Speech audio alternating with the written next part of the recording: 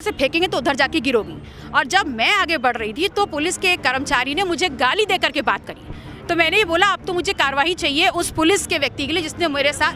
बिल्कुल बढ़ाऊंगी, ये मेरे सम्मान के साथ जुड़ा हुआ है। मैंने इनको वक्त दिया है कि आप उस व्यक्ति को चिन्हित करिए, उसके खिलाफ कार्रवाई करिए, और अगर कार्रवाई नहीं करेंगे तो यहाँ का पूरे पुलिस प्रशासन और जितने भी सीनियर ऑफिसर्स यहाँ खड़े थे वो सब विधानसभा में नजर आएंगे। मैं छोड़ूंगी को न्याय दिलाने के लिए आप बैरिकेडिंग पर चढ़ी, काफी भावुक नजर आ रही थी, क्या हुआ था?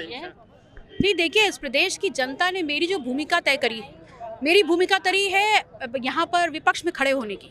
और विपक्ष में मेरी जनता, मेरे पूरे देश के लोगों के साथ जब भी कोई अन्याय होगा, ऐसा कोई हत्याकांड होगा, ऐसा कोई अपराध होगा, तो उसमें खड़ा होना मेरी नैतिक जिम्मेदारी है। हम यहाँ पर पूरी लोकतांत्रिक व्यवस्था को मानते हुए, नियमों का फॉलो करते हुए, यहाँ पर बिल्कुल शांति रूप चलते हुए यहाँ आए। यहाँ पर हम अपना ज्ञापन देना चाहते थे, बात करना चाहते थे, और उस हत्याकांड में क्या पुलिसिया कार्रवाई हुई है उसकी अपडेट चाहते थे, जिसकी सूचना मैंने आप लोग के माध्यम से रिटन मीडिया के हिसाब से सबको दे दी थी। उसके बाद भी यहाँ पहुँचने पर हमें बताया जा रहा है कि ADM नहीं है, DM नहीं है, CP नहीं है, वहाँ है, यहाँ है। तो आप क्या चाह रहे हैं?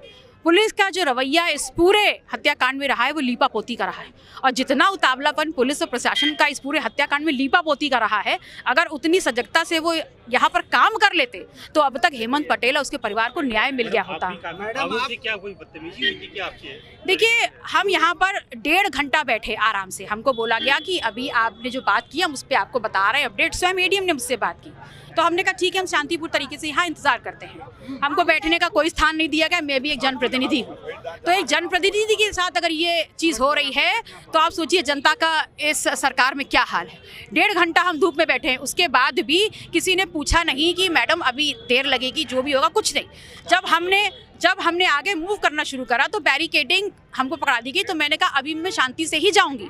तो आपने हमारे साथ जो महिला, हमारे जितने कार्यकर्ता थे, उनको धकेल के पीछे गिरा दिया और बोले कि उधर से फेंकेंगे तो उधर जाके गिरोगी। और जब मैं आगे बढ़ रही थी तो पुलिस के एक कर्मचारी ने मुझे गाली दे करके बात करी।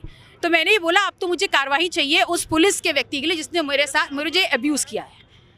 तो आप एक जनप्रतिनिधि को, उसके आला अफसरों के सामने जनप्रतिनिधि को अब्यूज़ कर देगा और आप कह रहे हैं कि हमने सुना नहीं।